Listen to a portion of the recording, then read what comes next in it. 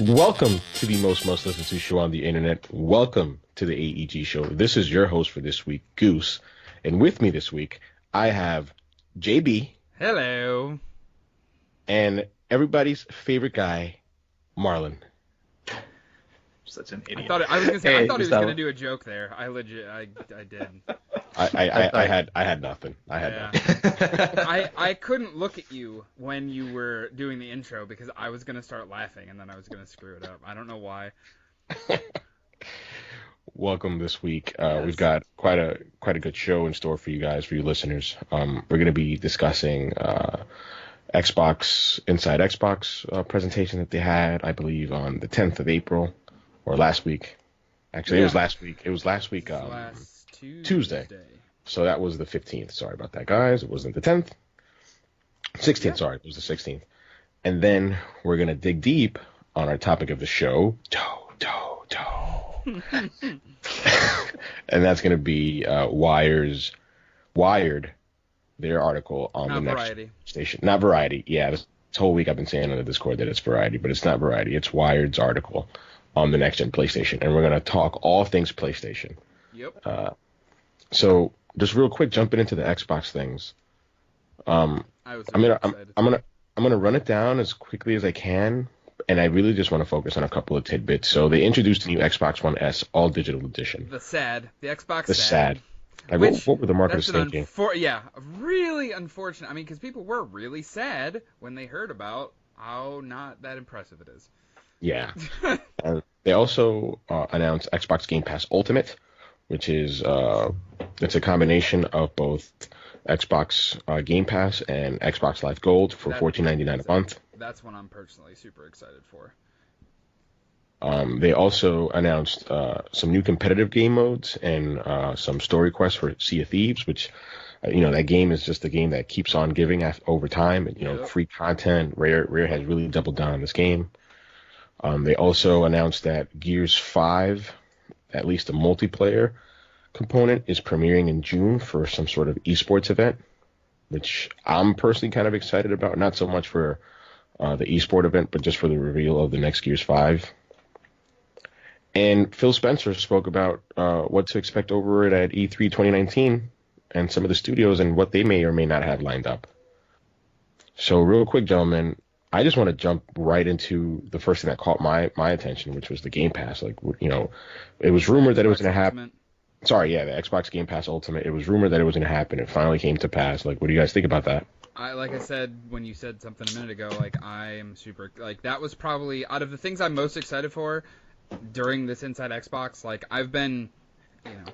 I've been very leaning towards Xbox lately, so I've been following a lot more of their stuff, actually following them on Mixer, watching when they do streams, stuff like that, and this is something that it takes their two best digital products right now. Obviously Xbox Live Gold kind of is, even with as good as PlayStation Plus has gotten and PlayStation Online has gotten, Xbox Live Gold still kind of sets the standard. They're kind of they're the one that did it first, or the one that did it the best. There's not really a, other way to say it. And then, honestly, Xbox Game Pass it's freaking phenomenal. $10 a month right now, being able to play 100 titles. And then right now they were doing a deal, which I took advantage of, because mine had expired beginning of April. And I chose not to renew, because I heard that a couple weeks later they were doing where you can get 3 months for $1.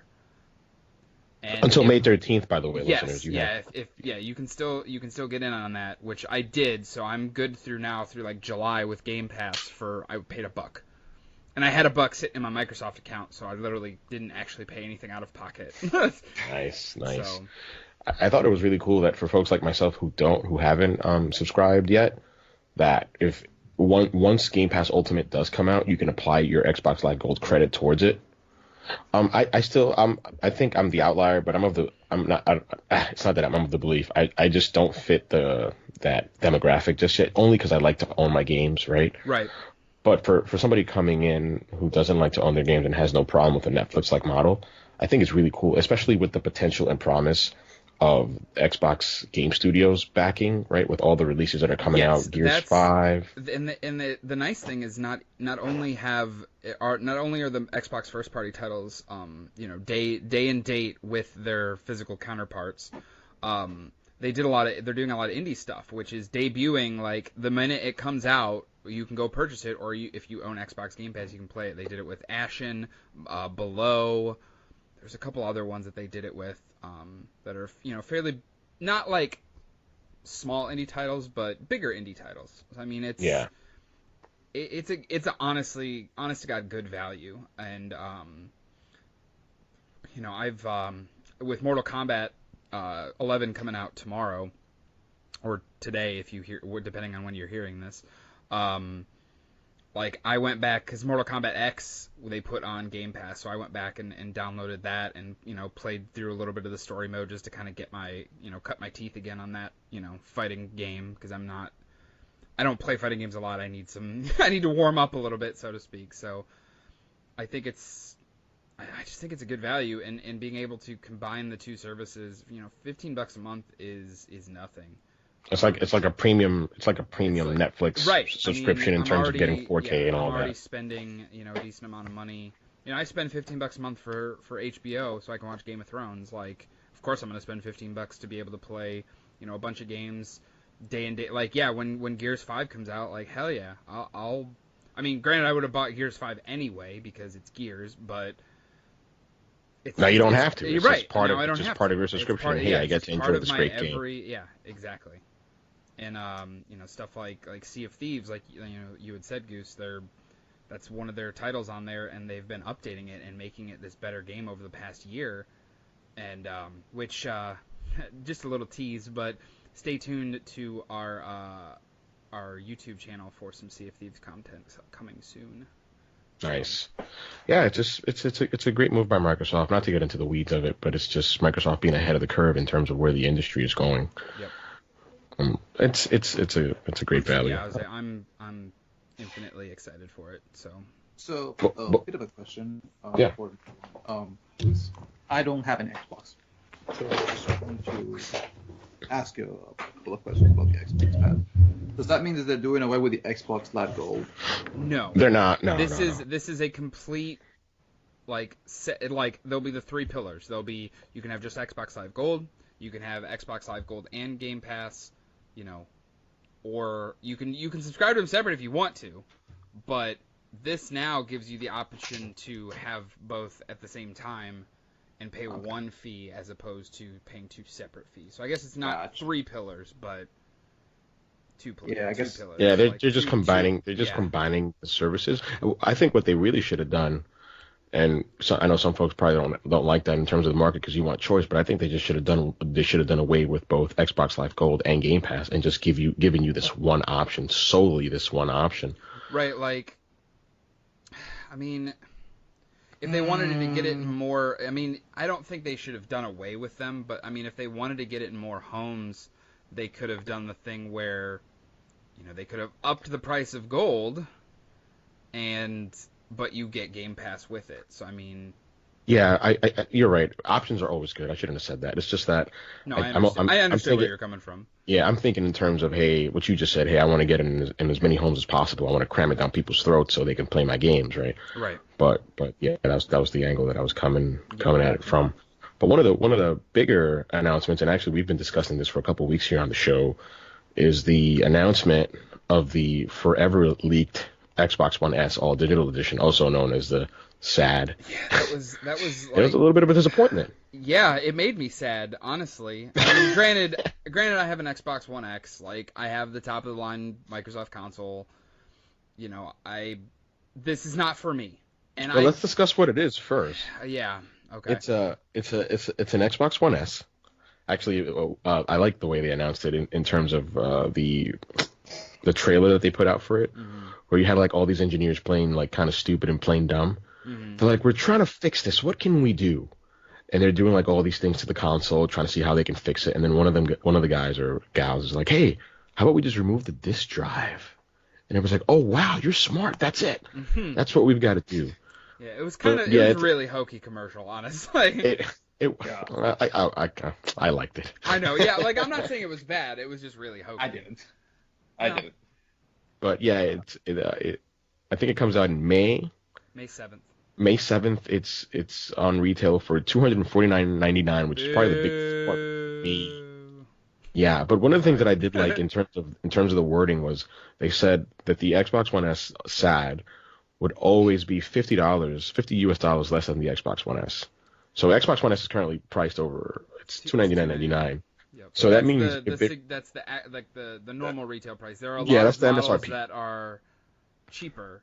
Absolutely, yeah. Yeah. But I was a little disappointed. Oh yeah, just to say, it includes downloadable copies of Minecraft, Forza Horizon 3, why not 4? That's odd, Yep. and Sea of Thieves. Which, okay, those are. I mean, Minecraft's a phenomenon. Forza Horizon 3 was good, but yeah, I agree. Why not 4? Especially Why because not 4? 4 has been out for 8 months now. Yeah, about I think maybe 6-8 months. 6 8 months. Yeah, it was October. Although Forza Horizon 3 is great in its own right. I spent hours with that game. But I was just disappointed in the price at this stage. I feel like it's an experiment. It's an experiment by Microsoft to see like the adoption and to see whether it's feasible going on into the next generation. I think they should have. This is my personal take on it. I think it should have been $199 off the bat, and I think that they should have been. I think it should have been cheaper, but that's just me. Yeah. We've gone over that 100 times. Yeah. Listeners of the show will know that Jeff feels like it should have been $149.99, and we differ at that. But at the end of the day, we're both on the same page in terms of, hey, it should have been cheaper than what it currently is. Mm-hmm. One of the things that took me aback was the fact that Brad Sams over at Thoreau had mentioned that along with this, there was speculation that along with this, there was going to be some sort of program where you could trade in your Xbox One S, and there would be some sort of trade-in program with your physical games where you would get like a digital code in return. Oh, I didn't hear about that part. Yeah, I think it was called I think it was like called Project Odessa or something that Brad Sams had spoken about in terms of this. Right. In terms of this program, and it's not the first time we've heard of it. Back when the PSP Go was announced, all the way back when, if you guys remember, there was also rumors where Sony would allow people to trade in their PSP games to get digital codes. Oh yeah. So it was something akin to that, but that didn't materialize because that wasn't announced at all, and that was a big. I mean, I could see where something like that would be appealing, especially to someone like. Even like me, even though, yeah, I do have an Xbox One X, but, like, I don't buy a lot of physical games anymore. Like, very rarely do I. Only reason I am, like, currently is because I've been playing mostly on Xbox, and, like, I still have Gamers Club for Best Buy, so I'm saving that 20% still. But, I mean, yeah, I don't know. It's hard to like kind of wrap my thoughts around it because I just think they kind of flubbed it, and I agree with you saying, Goose, it was an experiment. I think that I don't think it's something that they were hoping would outsell and outdo the current lineup of consoles. I think it's just something for those people that want just a Fortnite or just an Apex, their kid. I can see around the holidays, they usually drop the price of the Xbox One S's around holidays. Yep. So this will be $200, no doubt. Yeah, it'll be $200, and then they could even do like a different bundle that comes with a copy, or comes with like Fortnite and Apex like pre-installed or something along those lines, or Absolutely. like you get extra currency for either or both of those games. There's definitely options they can go with. I just think right now, like out of the gate, it took a lot of people that are like, okay, clearly they are getting there, but I don't think they, Microsoft quite understands what they want to do yet. It's one thing that you brought me back, and I have completely forgotten about it, Gustavo, and it's about the PSP Go. And it was the fact that, which was also leaked. But this is the thing, though. It was the PSP Go. It was supposed to be this old digital platform that when it first came out, people were like, "Oh no, I don't want to have that. I want to keep my games physical. I want to have the actual, UMDs still, And for the most part, it bombed. I mean, it wasn't this amazing, console that came out to revolutionize the handheld market. It was just basically an experiment from Sony. It It was bombed to see pretty how hard. it was to see how the market dealt with an old digital, console.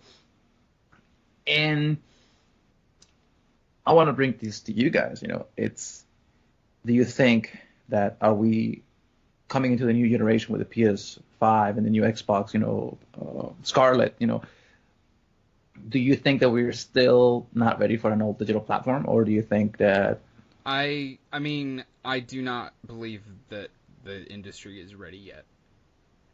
I think there's a would subset of the industry that is ready, but I'd push back here and say that Jeff is both right and wrong. I would substitute the word industry. I think the industry is ready.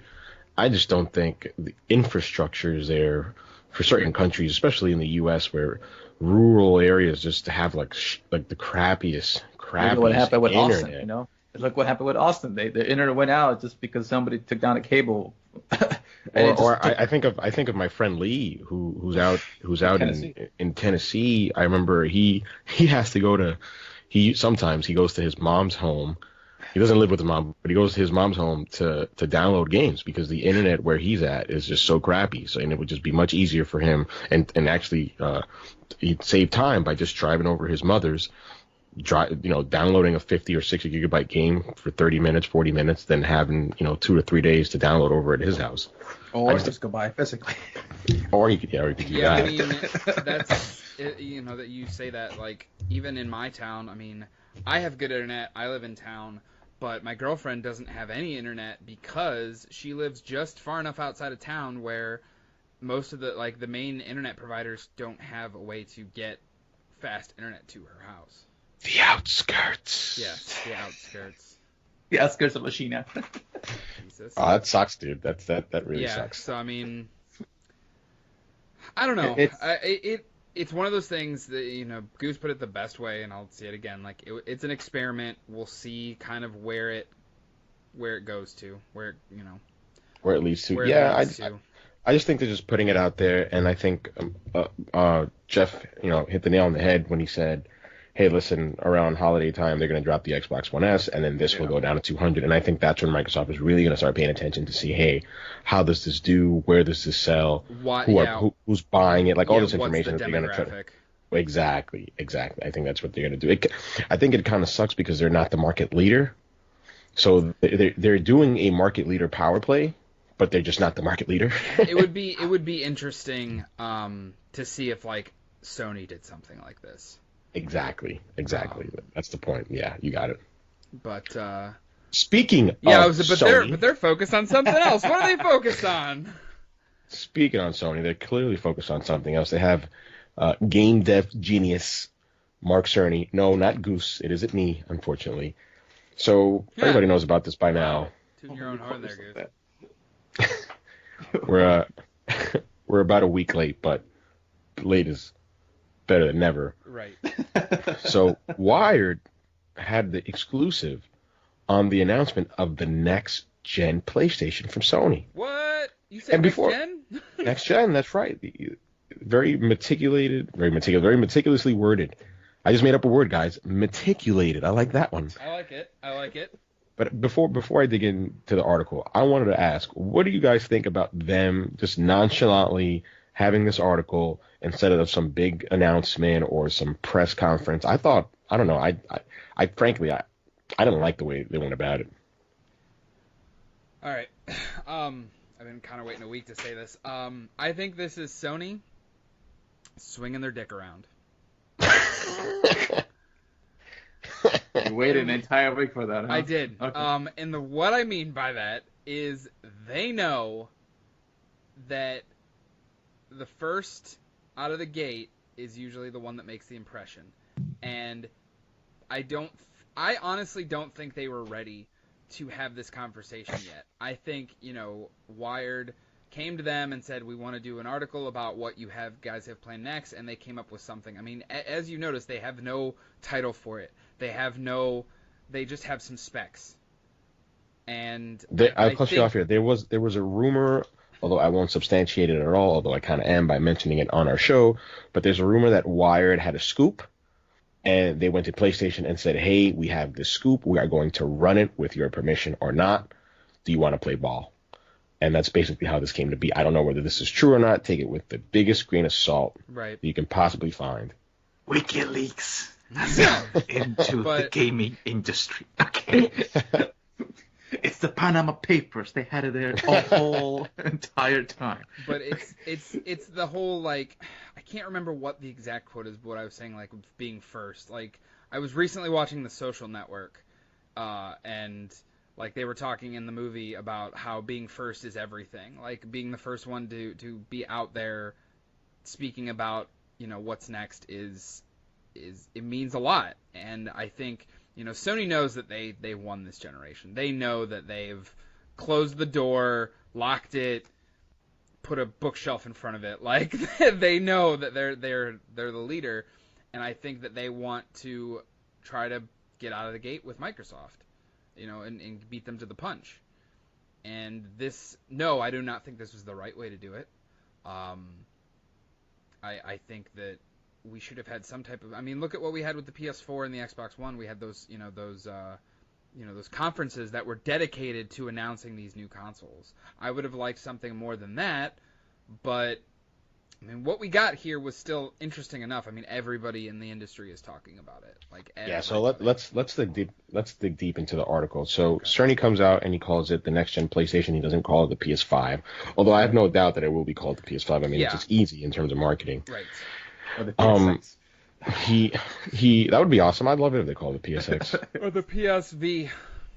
He speaks about how a true generational shift, you're going to see like a big upgrade when it comes to the CPU, and we're going to get exactly that. The CPU is based on the third generation of AMD's Ryzen line, and it contains 8 cores, which I thought was very telling that they literally just said, hey, listen, it's going to have 8 cores of the new 7 nanometer Zen 2 microarchitecture. The GPU itself is going to be a variant of Radeon's Navi, and it's going to support ray tracing, although we don't know if it's software-based or hardware-based. Although, just to kick in, there was a developer over at Naughty Dog. I don't have his tweet with me, unfortunately, but he said something along the lines. He tweeted out and he said, hardware ray tracing. That is all. So we will see whether or not that comes to pass. They also said that audio is going to be a big focus. They're going to have a hardware 3D audio component to it. And Cerny said that, existing audio sets can take advantage of it from the get. In fact, the biggest focus is going to be on my headphones, which I'm pretty happy about because that's all I use when I game. You got lucky. Okay. They got out in front and said, hey, listen, this system is going to be backwards compatible with PS4. They didn't say whether or not it was going to be backwards compatible with PS3 or PS2 or PS1, which I would love. I don't see any. I can hear it on PS3. There's absolutely no fucking reason why it couldn't be backwards compatible with PS2 and PS1 games. No reason when the PS3 was backwards compatible with PS1 games via software emulation. So we'll see what Sony does about that. They talked about 8K. Although I really don't know how feasible this is. Yeah, that was one of the things that a lot of outlets, media outlets, were kind of like, take that with, it's capable of it, but I don't think we're gonna see it till probably later in the life cycle. I could see it being like building it. They're building it into, so they're kind of almost future-proofing themselves. Like they know, like that eventually, games are gonna get to that point where, 8K TVs are, affordable like 4K TVs are now. So I could see that. I'll say this in terms of the 8K stuff. I can guarantee to all the listeners that GPU will not be powerful enough to push 8K pixels. It'll probably be some sort of some sort of hardware upscale or some sort of checkerboard rendering from 4K to 8K. Mm-hmm. But I just don't see it being like, or they'll do like it'll have the infrastructure to allow a 8K, but it'll be like something where they do like the PS5 Pro, where it truly is able to run that stuff. Or it could be something along the lines like PS4 Pro, like where it can play 4K video or stuff like that natively, but it may not necessarily be able to do games natively. But PS4 Pro can't even play 4K movies. well, it can play them in terms of streaming video, but it doesn't. Yes. You're right. It doesn't have a 4K Blu-ray drive. You're right about that. And then probably the biggest thing is and this we're really gonna get into this one, but it's just how the SSD and storage, how important that's gonna be. So they talk about the storage and they mention how important it's gonna be, and they even have a demo where they compared a PS4 Pro running Spider-Man, and it took like 15 seconds to load. Yeah, it was like 15 to 20 seconds to load an area, and what was it on the 0.8 seconds on the next-gen less, PlayStation like development kit. Yeah. So, and then the camera, and like when Spidey is slinging it around in the city, like he's actually moving faster because of the fact that all the assets can be streamed in quicker than they could in relation to the PS4 Pro. Which is awesome. But the article mentions, and I quote, what else developers will be able to do is a question Cerny can't answer yet, because those developers are still figuring it all out. Which means, by the way, that there are next-gen PlayStation dev kits in the wild, yep. Which is awesome, because that gives them enough lead time to put out some awesome games when it does release. We assume in the fall of 2020. Yeah, I mean the scuttlebutt is fall of next year, which would make sense considering they're giving, they just announced this, last week. Or just talked about it last week. So funny that you mentioned it. Let me finish this quote real quick. But he sees the SSD as unlocking an entirely new age, one that upends the very tropes that have become the bedrock of gaming. So I think the SSD is going to be big. I have my reservations about it. We're going to get into that. Oh, and it'll also. No, they don't. They don't actually. I thought they did, but they don't say whether or not it'll utilize the new PCIe 4.0 standard. But he says that it has the raw bandwidth higher than any SSD available for PCs, it's just, I don't know, man. I don't know if they'll be able to do it. I'm pretty sure they will, but I just don't know. I don't know if it'll be out of for expandable storage. I don't know if it'll be something that will truly live up to the hype out of the gate. I think it will, in terms of, hey, listen, they already have a dev kit with a PS4 game being able to load in 0.8 seconds. Like, if that's not impressive, and if that doesn't apply to the real world when it comes out, then I don't know what is. But I mean, look at games like Red Dead, and what other? There was a couple games last year that the load times were pretty long. Bloodborne at the beginning of the generation was horrible. And, oh my God, thank you, Marlon. Anthem. Don't even get me started on that. So bad. I mean, it's so bad. It's a thing for me. So I was playing Anthem the other day, and it took about 10 seconds for the game to load the area that I was in. I was in, I think it was about, I want to say, in Fort Tarsus, you were somewhere. No, I wasn't in Fort Tarsus. I was like north of it, like next to some ruins. I think it was like one of the ruins for one of the quest lines, and it took 10 seconds for me to actually everything to load in and be able to actually kill enemies because of how long it took for it to actually load in. And I'm using a regular PS4. Okay, I don't have a PS4 Pro, so I don't have that extra oomph in my processing power. But if you ask me about the SSDs, it's about damn time. It is about damn time that we actually have a console that utilizes that type of hard drive. I'm sorry, those things have been out for almost 10 years. It's utilizes what, Marlon? The SSDs. Okay. Well, you're not gonna make me say it badly. Let's get right into it. I mean, as soon as I read that, my brain automatically just kicked in. I'm like, proprietary. This sounds like Sony. This sounds like something that's proprietary, something that you can only get from them, something that they only will be able to sell to you. Because I'm a fan of having all my games available.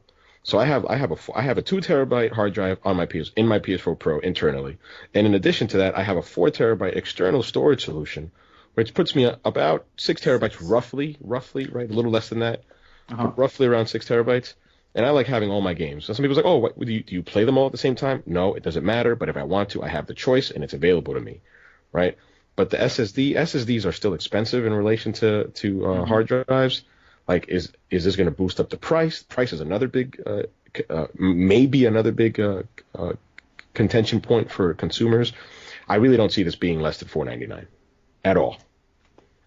Yeah, I mean, if you think about it, the Xbox One originally came out at $4.99, But it and did have Connect, which was the that big was thing the about. reasoning, yeah. Yeah, Because when they dropped the Kinect, they dropped the price pretty to damn $3.99. fast.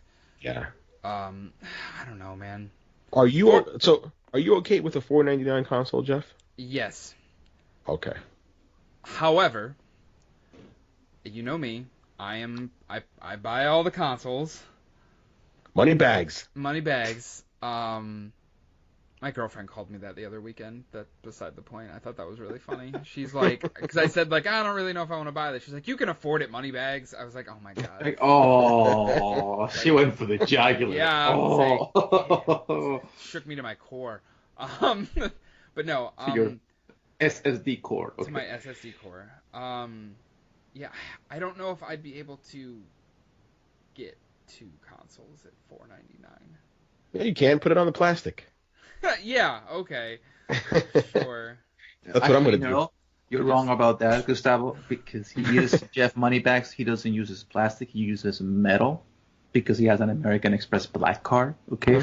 Because he is Moneybags. Okay. Now I was I kind of could- bummed. Like I have a Quicksilver card, and I like straight up thought that it was gonna be one of those cool metal credit cards, but it was not. You're not. I'll say this about the $4.99 price point, or any price point that's above $3.99. So at the beginning of this generation, it proved that $3.99 was the sweet point in terms of getting a console to just kick off the gate and just sell like gangbusters. I think that some consumers have a problem getting past that. But and I was talking about this to Dawn. I really wish he would have made it, because in relation to what the console may or may not offer, and just real quick backtrack, I want to talk about the CPU, because this is going to lead into why I think the price point is so important and why $4.99 is okay. So the CPUs that currently run on both Pro and base PS4 are extremely underpowered, Jaguar Core based CPU. So on the base PS4, it's 8 threads running at 1.6 gigahertz each, and on the PS4 Pro, it's 8 Jaguar cores clocked at 2.1 gigahertz, which is like a 1.3 times boost on the Pro in comparison to the base PS4. Now, the Zen architecture that AMD has announced and they've given the specs for, there are 3 different CPUs with 8 cores. Each have 16 threads apiece, and the base clock for 3 are 4.0 gigahertz, 4.4 gigahertz, and 4.8 gigahertz.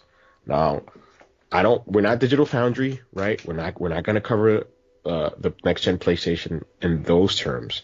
But to the layman, I just want you to know that is a extremely big gulf in power. And I'm of the belief that the next gen PlayStation will easily be able to hit 4K at 60 or something close to that. And if I can get that at $4.99, I don't need a PC. Me personally, I don't need a PC. I'm okay with 60 frames per second. I don't need to do 120, 144, or whatever the PC nerds like Dalton do. God. So I'm sorry, Dalton, but that's just. So if you ask me, hey dude, do you want to spend $2,200 or $2,300 building a PC, or for $4.99 you can get something that resembles that or comes close to it, I'm fine. I think that's the argument that Sony will try to make when people, if it sells above $4.99. Go ahead, Marlon. If they scoff at the price point. Yeah. And I'll tell you this: any PS4, Sony fanboy, any PlayStation fanboy, Juan. comes to me and tells me that it is too expensive, I will tell you this: the PS3 launched at $600, for a 60 gigabyte console, and people went and bought it and enjoyed the hell out of it. Okay, so if you're getting something that is about, I want to say about 10 times as powerful at that can run 4K at 60 frames per second natively, that will allow you to watch your movies natively, that will have rendering times and loading times that are going to be immensely faster than what you're seeing right now. Because remember, from going from 15 seconds with Spider-Man to 8 to 0.8, it is insane. It is way beyond the capabilities that we have seen so far on a console.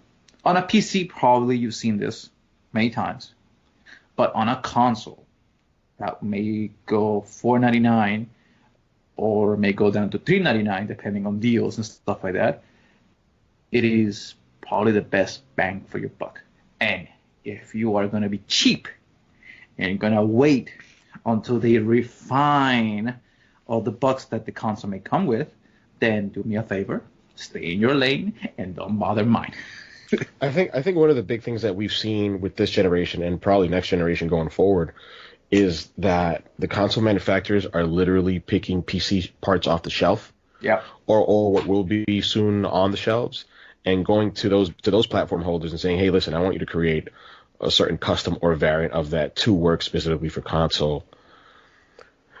Before with PS3 we had Exotica hardware like Cell, right? To a lesser degree, we didn't really have that with the Xbox 360, but with PS3 we certainly had that, where we had this completely new architecture that folks really couldn't wrap their head around, or really just had to focus on that in order to extract as much power out of it.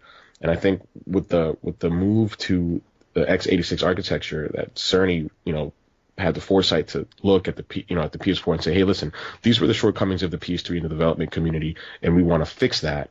I think that the next gen PlayStation is just an iteration of that at a higher scale.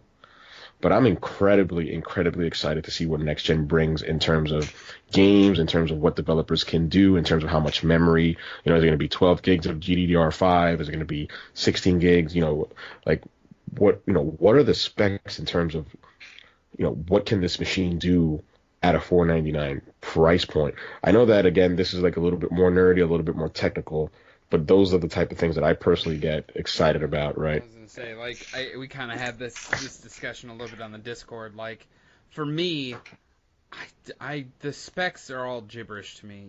I don't. He's like the Greg Miller. He's like, what is this crap? Just run games and play. Right. Yeah. Let me. I think I said it in the Discord. Like, just let me play my shit. And let me go. Let me do my thing. Let me play with my friends. Let me play. Just let me play some fucking video games. Like, I understand, like, these specs, that you've been saying and stuff are, yes, leaps and bounds better than what we are currently sitting at with our gaming consoles under my TV or my television. That's awesome, and that's what I expect out of a next. This is the next generation. Everything is supposed to go up, but I just want to know what experiences I can have, what games I can play, what things this console can do. I don't need to know the back end of it for me. I guess that's the way I look at it. I mean, I know. And that's fine. No, I hear it. I think that's a great point of view, because I think that is the majority of people. I think the majority of people are just like, hey, listen, I want to plug a console into my entertainment center. I don't care what the specs are. I just want it to look nice and run, and I want to be able to have fun and play.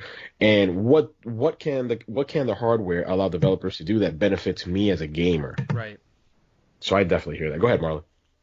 It's I see your point of view, but I used to be on the same camp as you, Jeff. I used to think that specs were gibberish to me, and I didn't really need to know the back end until I needed a computer. This is what happened to me. I needed a computer that could run AutoCAD, that could run Photoshop, that could run Illustrator effectively. And I thought that, I don't need to know the specs. I just know that if it can run it, it can run it effectively. But there's a difference between running it and running it effectively. Okay?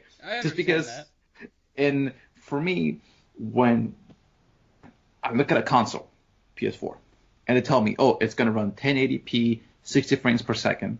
Okay, and that was the selling point. Don't worry, this games will be able to run 1080p, 60 frames per second. Only a few games have done that. And that's my issue. Then you tell me, oh, well, the PS4 Pro can run 1080p, 60 frames per second. And I go, okay, great. But then you tell me, oh, but it can run 4K. Well, does it run natively? Like, not really. It does some checkerboarding. It does some other things in the back end that simulate the 4K. And I'm going, then that's not 4K natively. That is not what you were trying to sell me, you know? So for me, I'm excited for the PS5 or PSX or PS Scarlet or PS, Chimichanga for whatever you're gonna call it, I'm excited for it, but I'm also a little apprehensive about the way that they just come out with the specs, because it wasn't like this was a confidence move. It was more like, oh crap, okay, what do we do now? You know what? We'll just do a little smoke and mirrors thing, and we'll let them know that the PS5 is coming. That tells me two things. Number one, Sony, like you were talking about, Jeff, that they like to wave their dick around stuff, just to make Microsoft look like, oh, listen, we're big bad boys here. But it gives Microsoft now leverage, because now they realize, oh, well, if you're gonna be just like at this length, if you're just gonna be like up to this, then we can work on the back end. If your dick's gonna be this length, where our dick's gonna be this length, all right? It reminds me of that old, Flash video cartoon where the PC Master Race comes out and tells them, like, well, your dick was big last year. This year, my dick is biggest. It's like, nobody asked for your opinion. Shut up. It's like that type of, back and forth with the Microsoft and Sony. For me, it's gonna be like this. Like the first year back in 2020. And I'm excited, but like I said, I'm also apprehensive. Like we always had seen that the first generation of a specific console has always been underpowered. And to what they were promoting or promising, they were saying that the VR was going to have like this wonderful thing. It's like it was going to run this games natively and it was going to run, 1080p, 60 frames per second easily. That didn't happen. The PS4 Pro, it was only to the Pro that we got some, 4K video gaming done effectively. And even then, like the TVs are gonna have to be upscaled to match that. Like if your console and your PC can run 8K, but your TV cannot run it effectively, then you're being not bottlenecked by that. It's. I think I'm gonna go on a limb and say that we I could be wrong, and I hope I'm wrong, but I don't think that come next generation we're gonna see mid-gen refreshes. I think it's gonna be just one thing. I really do. I think that each generation informs the next, and I think that with Xbox 360 we saw a generation that went longer because of the recession. That went longer because research and development was so high on both consoles that the manufacturers felt that they needed to stick it out for longer than a 5-year life cycle in order to recoup the costs. Mm-hmm. And that generation informed PS4 and Xbox One, where like, hey, listen, we can't do Exotica hardware. We need off-the-shelf parts that we can customize with the help of AMD in this case. And I think they skimped out on the CPUs, right? Like everybody knew, even back in 2013 when these things were announced, they're like, man, these CPUs are incredibly weak. Like that was like the talk at the time. Like, yeah, the GPUs are powerful, but these CPUs are just weak as shit. And I think that this generation, they're like, no, we're going to focus on that. We're not going to skimp on these parts. We're not going to bottleneck ourselves, basically. Yeah, we're not going to bottleneck ourselves, and we're going to focus on just this right here, and this is going to be the template for the generation going forward. At least that's my reading into it, and I hope so. I'm going to agree and push back a little bit on your Sony statement. I think that they said this from a position of strength, the announcement, because they are the market leader. Mm-hmm. But it was confusing to me. I'm like, why didn't you announce this during E3 when you'll have more eyeballs Exactly. and ears listening to this type of news, and you would try to use that to dampen a little bit of what Microsoft was going to do because they're going to have E3 all to themselves unless Sony's planning something for E3, which I really don't see how they don't, even like a small video type deal. But Yeah, maybe I they'll was do one of those state of plays. Sony Direct. Yeah, they'll do one of those state of plays during E3 week. God, Possibly. dude, can you imagine if the PS5 comes out, the Microsoft Scarlet or whatever console they come out with comes out, and then Nintendo goes, "Yeah, our console can now do 4K." I'll start laughing my butt off, man. But I'm really excited for next generation. I'm one of those guys that is like, hey, listen, if we can have a 10-year console generation, the better, because we get more games for that one particular system. But the fact that backwards compatibility is a thing, like I still have my PS3 plugged in. Like I don't play it, right? Because the promise is, yeah, I'm gonna get to it, I'm gonna play it, but it's still plugged in because in the event that I do want to play some of those games, I can, like for example, like before Warhawk was taken down, I jumped in a little bit and had the opportunity to play a little bit of Warhawk for a couple hours. But with PS4, that won't be the case. Off Right. the bat, I can just retire my PS4 Pro, put it back in the closet right above me, and just plug in my shiny PS5 and play all the games that from the PS4 library and whatever comes out to the PS5. And real quick, Marlon, before I let you speak, another thing that was really telling, they asked him about Death Stranding, and they asked him whether or not Cerny, they asked whether or not it would come to PS4 or whether it'd be like a cross-generational release, and he just smiled. So I think that's your answer right there. Yeah, but go ahead. that tells you everything that you needed to know about that. For me, this is a little announcement to Sony. Do a Game Pass Ultimate Edition for PS5. Let me play my PlayStation 2s. Let me play some PlayStation 3s, because I know most of them are not going to be able to be run effectively because of that stupid exotic hardware. But let me play my PS1s, my PS2 games natively.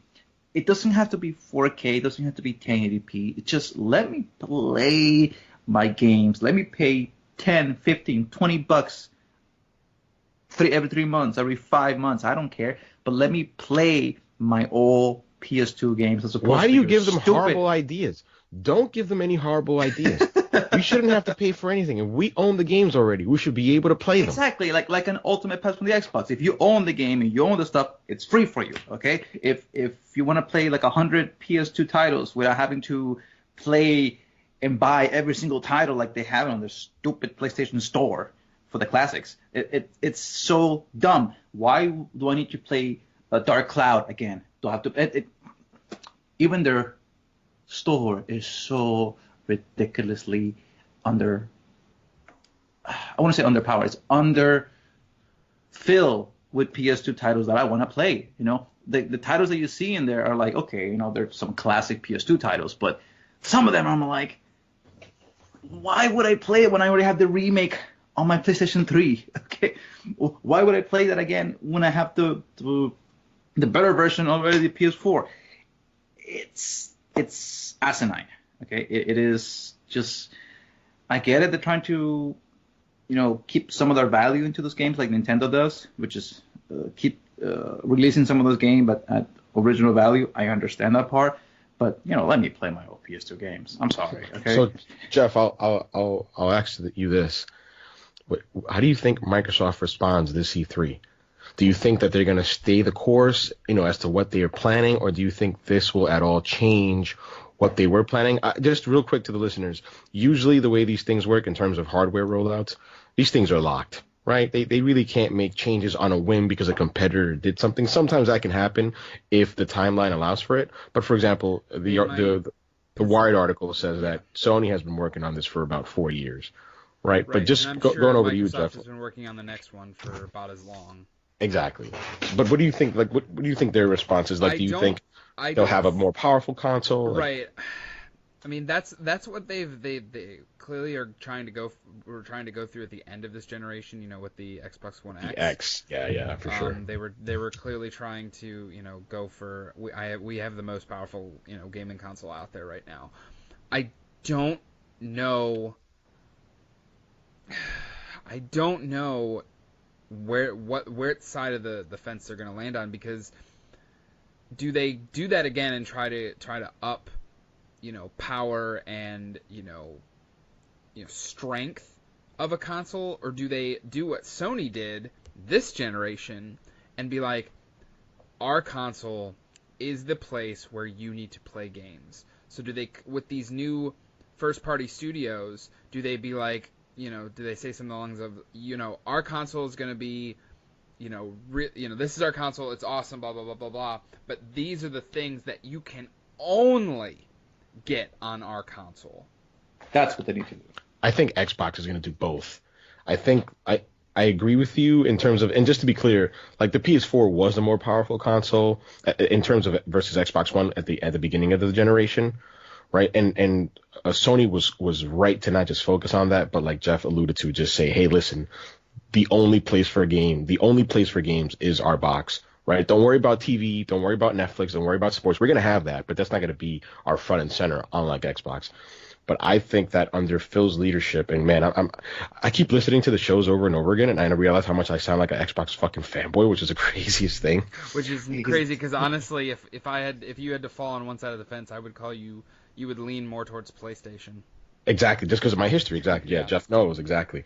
But I just think that they're gonna say, and I could be wrong, they're gonna be like, hey, listen, we're the most powerful console out there, and this is the only place that you can play set games with all of their investments in certain studios this year and last year. And to be perfectly fair, with as much as I've been showing some love to my Xbox lately, they could sway me, and I don't think I know they might sway you. I mean, Dalton is pretty much locked into PC now out of the group of us, and honestly, Marlon, don't take offense to this, but I do not see you buying an Xbox over a PlayStation next generation. I'll say this though. Before you go, I'll push back a little bit on that. It would depend, and on two things. Number one, the game. Whether it's free or not. Well, I wouldn't say it like that. Okay. I'm not that cheapskate. Okay. With your help, audience, we can all get free consoles. Give us your money right now. Oh God, you guys are horrible. Visit the AEGshow.com and send us PayPal payments, please. $100 a month just for the next. Go to our Patreon page, months. please. We need the money. Okay. We're poor. All right, no, listen. This is the thing. Did you say we're living in a barn? A box. A barn works too, though. You're such a dork. All right, so it is contingent on two things: the games and how accessible is the hardware comparatively to the PS5. Because as of right now, I am in an ecosystem that is just mainly PlayStation. Okay, my games are on PlayStation, my friends are on PlayStation, my digital downloads are on PlayStation. I don't do PC like Dalton. So I don't have any video games that I could do cross-platform between PC and Xbox. So it would depend on number one, the games. Okay?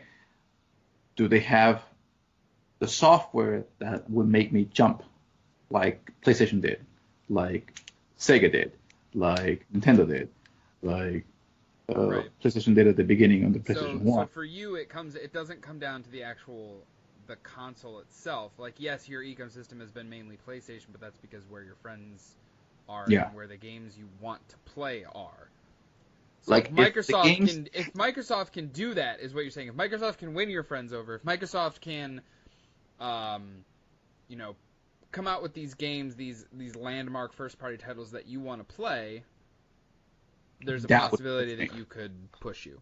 I'm actually glad that Marlon brought that up, because I think that, and again, Marlon, we're not being offensive. It's just the way it is. I know. It's just the way it is. But I love the example that you brought up, because you speak for, I think, the majority of gamers. I think Dalton, Jeff, myself, I think we are the exception.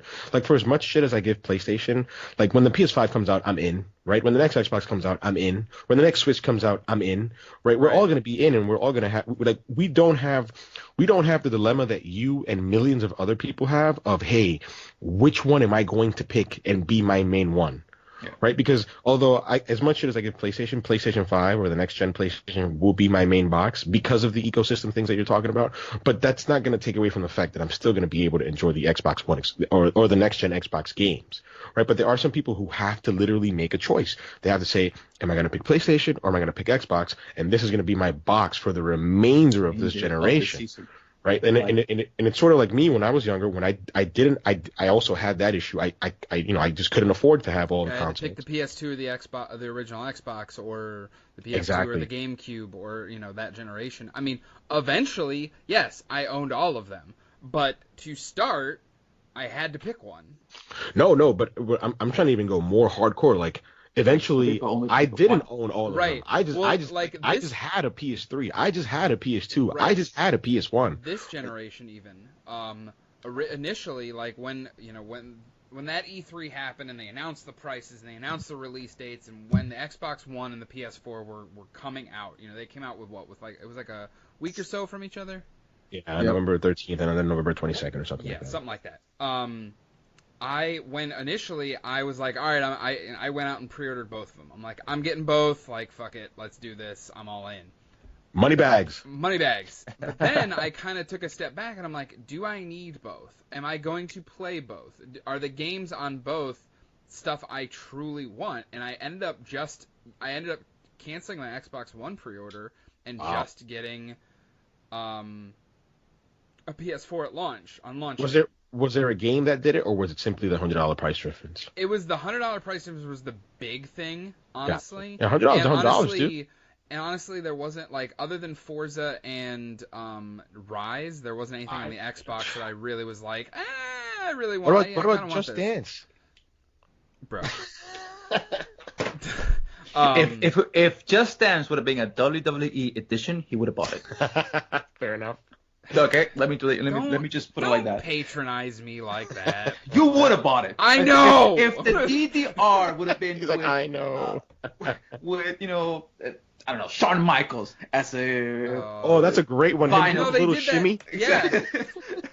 He would have bought it straight off. Like if the trailer would have been Shawn Michaels going in the Dance Dance Revolution, he would have been like, "Day one, I'll buy it." Accurate. So here's the thing. Anyway, no, but hold on. Let me finish my point.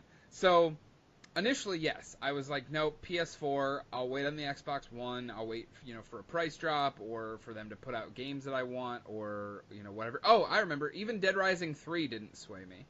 Wow. Dead Rising 3 was a launch title. What did PS4 have? Just Shadowfall, I think, dude. Killzone, and honestly, that's what it was. The thing that the Marlins, thing. Everybody that I knew was getting a PlayStation over an Xbox One because Microsoft, for all intents and purposes, shit the bed. Yeah, they shit the bed at this past generation. So that being said, about a couple weeks after launch, it was. I think it was actually, never mind, it was like Black Friday. So it was a few, because obviously the initial shipment was gone of the Xbox One. Like, there weren't any for the day one edition. The day one edition were gone. So Black Friday, I had found out that my local GameStop was getting it's like 4 consoles. So I was like, I made this. I'm like, screw this, I'm gonna get it, and I ended up waiting in line and getting it. But initially, I picked one over the other for solid reasons I felt at the time, and I. This is gonna sound really weird, but I'm getting older, as much as we joke that I have all this fucking money and everything, I have to be a little bit more smart. I have to be smarter about my decisions, and I'm really interested now to see what Microsoft brings to the table, because this may be the generation where I don't get both consoles. You want to hear something funny? I can see that. And when you say because although you only got the PS4 at the beginning, 2 or 3 weeks later, or was it? Right? It was like 3 weeks later. So you're still within that launch window. Yes. But I think what you're trying to say is, hey, I won't be getting one until further down the road. It's possible. A year out. I got my PS4 in March of 2014. Right? I didn't get it around launch, but I got it in March of 2014, and then I got the Xbox One in that same year, but around the holidays when they announced the robot white one that had Sunset Overdrive. I'm like, okay, it's $399. I can get this. I'm gonna get it. Do you guys I remember might when the that might be PS4 me this launched, generation, honestly. that there was a shortage of the PS4 cameras? Yeah, I You could remember not Yeah. that. find They Oh a were my camera hard God. as shit to anywhere, find. Yeah. It and was the worst. that is my biggest There's gripe. actually a a fairly large DualShock shortage too. Like extra controllers were really hard to find at first. You couldn't find PS4s like for the holiday season, like you were mentioning. Like there were a Yeah, like few everything was PS4s. gone. Like so, that's my big issue. Like, okay, let's say for example that the PS5 comes out and it's like this badass thing. Okay, my biggest issue is, will there be enough stock for the holiday season? Because it might come out for the holiday season. You know, Sony with their stuff. I don't see them coming out with the PS5, releasing it on summer or in spring. No, we'll get like a November. I would say like a November release date, like right So- before, like a couple weeks before Black Friday, so that way they can do what they did with the PS4. You can maximize where sales. they can sell out their initial, day one editions, quote unquote, and then have another shipment get there right around, Black Friday when everybody's going to be in the stores. All right. The thing for me, like I was the opposite coming into the PS4. Okay, so you guys should know a little bit of my history when it comes to gaming.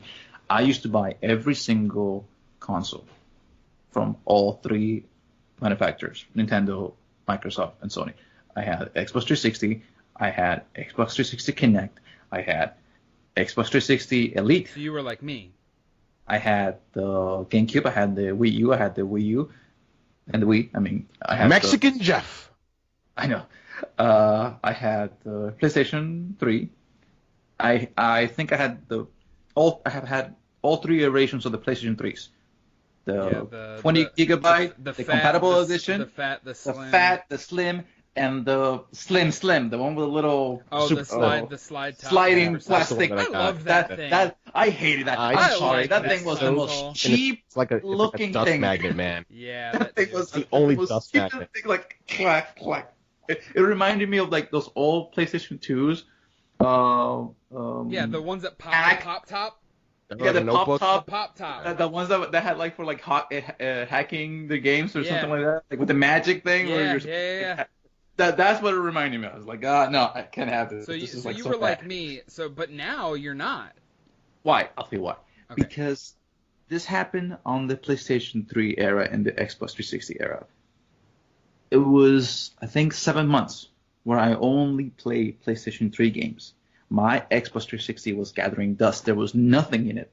I mean, I already have played Halo 3. I already have played everything that I wanted to play, but there was nothing in there that caught my eye, made me want to go back and play it over the PlayStation 3. There was nothing from the first-party titles that make me want to go and play it when I can just play the same thing with the PlayStation 3 and keep my trophies and keep that, gaming score The ecosystem. go higher and higher. It was the ecosystem. So basically what happened when the PS4 came out, I said, I have to make a decision here.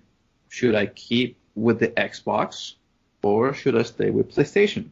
I said, well, I like the PlayStation 4 over the Xbox One because I saw those games at E3 for the Xbox One. Nothing caught my eye. Rise did not caught my eye. What was the other game? It wasn't Dragon's Dogma. What was the other one? The one that got canceled. And Scalebound. Scalebound. I liked it, but it just seemed like this trailer that was like, okay, whatever. And that's I'm not- funny, like, that we've been talking about this. Like, it's going to come down to the games. It is, absolutely. I think it's going to come down to the games, and moreover, I think it's going to come down to services.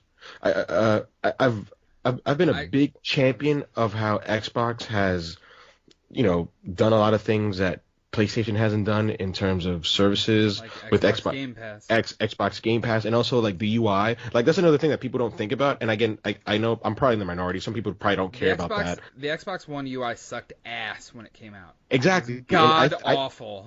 it was the worst, and I personally think that it's the burst. I actually think that it went from worst to burst.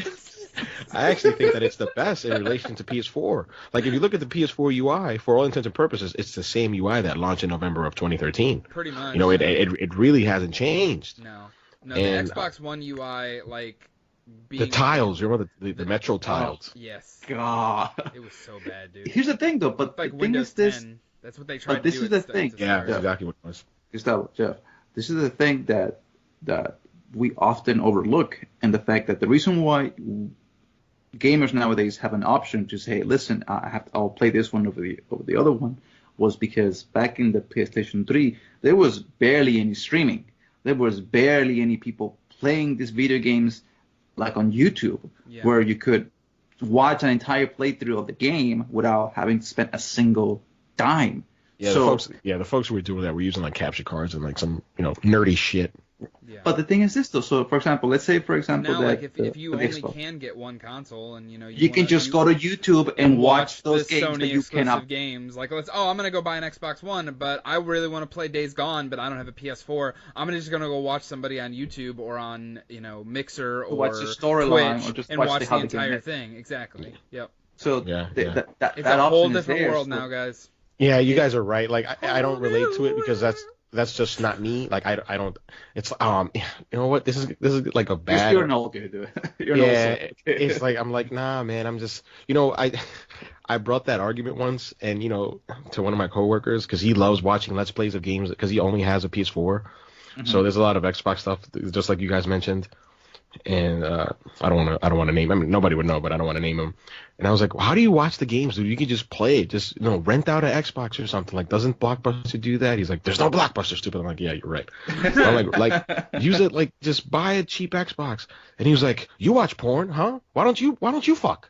Like, that. And I thought about it. And I was like, you know what? He's sort of right. It's like, yeah, okay, you got me there, you dumbass. That's But it was that's a really good analogy. I It never reminds really... me of that. It reminds me of that video you showed me about the girl from New York, where she basically just nailed his boyfriend's like, why are you watching so many makeup videos? You haven't learned how to do makeup the entire time. Yeah. It's like, you keep watching RedTube all the time. You still don't know how to fuck. Bro, That's great. That's the great. best analogy right there. That's a really I was gonna say I can't even follow that up. That's fantastic. But I guess I would say Goose, if you want to kind of summarize everything, I would say that's. Yeah, we sort of strayed from the path in terms. We did, but we started talking about PS5 and the next gen PlayStation, but I think the conversation that followed was actually pretty fun and I love it. fun to have. But yeah, to wrap up, PlayStation is what my takeaway from the whole thing, just to close out here, was that PlayStation is staying the course. It may be new hardware, it may be 10 times more powerful, it may be very impressive, and the software will speak for itself. Again, like Jeff said, it's all about the games. But I still think that the playbook for Sony is the same. I don't see anything revolutionary like the way that I feel that Xbox is doing. Yeah, and it's kind of you took my closing statement out of my mouth, but go ahead. Sorry. Finish what you're saying. But yeah, that's it. It's like I'm happy, I'm excited because I always want the next and brightest and newest gizmo and gadget. But I'm just like, yeah, Sony, it's just you being you in terms of, hey, yeah, we're gonna release a more powerful console and it's gonna run better games and the games are gonna be prettier. But at the end of the day, what I'm thinking in terms of game changing, industry revolutionary type things, I'm like, what are you doing besides that, Sony? And as of right now, I don't see them doing anything in comparison to their competitors. Moreover, strictly Xbox. Yeah.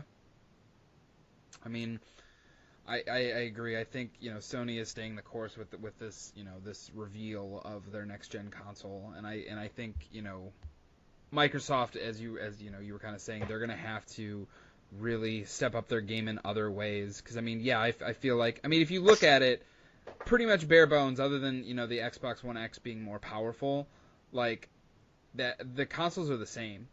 This generation, it came down to where your friends were at, where what games you wanted to play. Sony knocked it out of the ballpark with their first party titles, and they're going to continue to do so. I assume that Last of Us 2, Ghost of Tsushima, and Death Stranding are not going to be only on the PS4 or PS5. I think they're going to all three honestly be cross-generational games. And at this point, it makes sense. Yes. Looking at that hardware or looking at the tech that we saw in those games from last E3, even then I was like, okay, these are kind of going to another level in terms of how these games look and how they, the tech behind them and stuff like that. So I mean, I think Xbox is going to have to step up their game in terms of their, like we've said, their services and what they're doing outside of just the products. But now they have this lineup of studios that could, rival the first party products that Sony is bringing out there. So I mean, at the end of the day, it's going to come down to, as I said earlier, the games. So it's I think my closing statement in all of this is I'm gonna channel my inner Game of Thrones, and I'm gonna say this: E3 is coming. Mm-hmm. Yeah, I was gonna say yourselves. I'm really excited now to see what Microsoft has at E3. And And number I two, think Sony's going to try to... They may have some type of state of play or some type of video during E3 week that I think they're going to try to make sure everybody's talking about. and number two is this: prepare your giant's milk. Yep, prepare People. the Giant's milk. That's You all wouldn't I get that reference, Goose, because you haven't watched any of the seasons. Nope, that sounded really gay. It, Trust me. it once actually you was get probably there, one of my favorite parts of last night's episode, but Once you watch it, Gustavo, you will laugh your butt it's off. really Okay. good, man. It's real good. Look- you should watch Look, Game do of me a Thrones. favor. Do me a favor. When you finally see the entire Game of Thrones seasons, okay, and you're done and you're binge watching it, you're done with the whole thing, please come back and Yeah, I really want to hear your rewatch this review video. afterwards. you'll be laughing your butt off. Okay. That's all I'm gonna say. But Once I make my way through all 10,000 seasons, yeah. It's only 62 episodes. Relax. It's not a lot, okay? It's not like it's not like DBC, okay, which is like 512 yeah, episodes. it's Okay. not that much, but it's still a lot. Having said all that, we're about to close right now, Yes. and I want to give a big thank you to Marlon and Jeff for allowing me to host this week. I want to give a big shout out to Dalton for putting us on great footing on Twitter and Yeah, all over dude, the interwebs and working his tail off. Yeah, he has. And just make sure to follow us on Twitter over at the AEG Show. Make sure to go to our website, the AEGshow.com. Make sure to follow us on YouTube and subscribe on YouTube to the AEG Show. We're looking forward to putting out some great content for you guys. Yes, we have a big thing coming up on May 10th, guys. I'm excited. Yep, we're gonna be bumping and grinding. Yep. Oh, I see what Hey, you did look. there. Oh, I'm excited. But yeah, we have some big things coming next month. It's gonna be awesome. I'm super excited to start the expansion. It's so to gonna be speak. our secrets. Yep. I do have a secret that you guys, the listeners and the viewers don't even know about. So it'll be interesting. But thank you Goose for hosting this week. You did a phenomenal job. Well, thank you. You're welcome. But why don't you close it out? Secrets.